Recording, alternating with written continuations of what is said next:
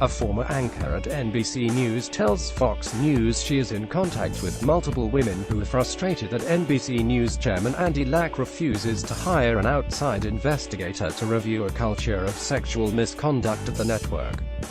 The women now want to speak with the board of NBC parent Comcast and provide names of specific people who are hostile to women or outright harasses who have not yet been publicly accused. On Wednesday, Fox News reported that a separate group of anonymous current NBC News staffers plan to contact Madeleine S. Bell, Comcast's only female director, asking her to intervene.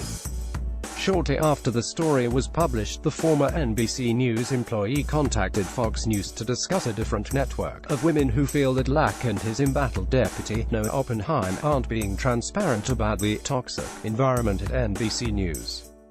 There are other women who have been harassed or assaulted at NBC News who want to join the letter to Comcast demanding an outside law firm be hired to investigate the hostile work environment under Andy Lack, the former NBC anchor who for now requested anonymity, told Fox News. Madeleine S. Bell, a member of the Comcast board. Copyright 2014 Ed Cuny. Photo. The former anchor said numerous women began contacting each other when now disgraced. Today, star Matt Lauer was fired over inappropriate sexual behavior last month. Group of former and current NBC News employees has stayed in touch and wants to share their stories of when they were harassed, groped or outright assaulted at NBC News, said the former employee, who added that many of the women haven't come forward for fear of retribution. It's our belief that Andy Lack is trying to protect, first and foremost, Andy Lack, she said.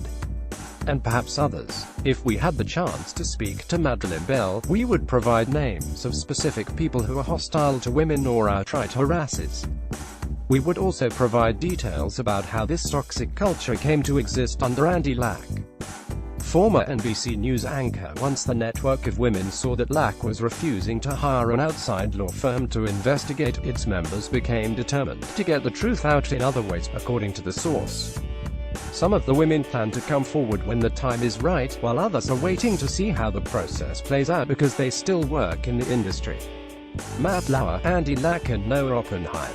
In addition to the Lauer scandal, Lack and Oppenheim have come under increasing fire for sitting on two explosive sex harassment stories: Ronan Farrow's investigation of Harvey Weinstein this past fall, and the Access Hollywood tape of Donald Trump just over a year ago.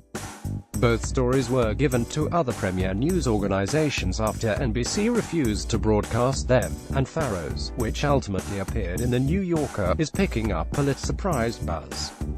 In addition to Lauer being fired, MSNBC recently admitted that star Chris Matthews settled in 1999 with a former producer who accused him of sexual harassment, fired senior vice president Matt Zimmerman after he engaged in inappropriate conduct with more than one woman, at the network, fired Morning Joe regular Mark Halperin for sexual misconduct, and suspended two contributors, Glenn Thrush and Harold Ford Jr., after they were accused of harassment by women. The NBC News execs have insisted on keeping what they call their review of the sex harassment scandals in-house and under the thumb, despite a growing list of calls for more transparency. Even President Trump has taken a shot, urging his Twitter followers to check out Andy Lack's past and look into MSNBC President Phil Griffin. The letter that current NBC News staffers planned to send Comcast director Bell, the contents of which were shown to Fox News, focused on Lack and Oppenheim being unable to conduct a fair investigation because of their close ties to Lauer. We find it extremely suspect that two executives who are lifelong members of Matt Lauer's very small boys club could possibly be objective in this matter, particularly as they are financially incentivized with millions of dollars in pay a year to maintain this status quo, says a draft of the letter, written by current employees who have asked to remain anonymous. Bell's office would not confirm if she received the letter, and she declined to speak to Fox News. Bell is the sole woman on the 10-person board of communications behemoth Comcast.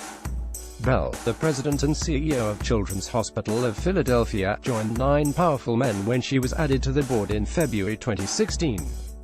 Aside from Bell, the company's board is essentially packed with male bankers, lawyers and entrepreneurs. Chris Matthews. Reuters. If we had the chance to speak to Madeleine Bell, we would provide names of specific people who are hostile to women or outright harassers, the former anchor said. He would also provide details about how this toxic culture came to exist under Andy Lack and sincerely offer suggestions about how the culture could be changed for the better. Comcast did not respond when asked if it would make Bell available to speak with a group of former NBC employees who say they were sexually harassed but have not yet come forward. Furthermore, NBC has declined repeated inquiries into whether there have been more complaints about Matthews since the 1999 incident, for which the network confirms he received a reprimand.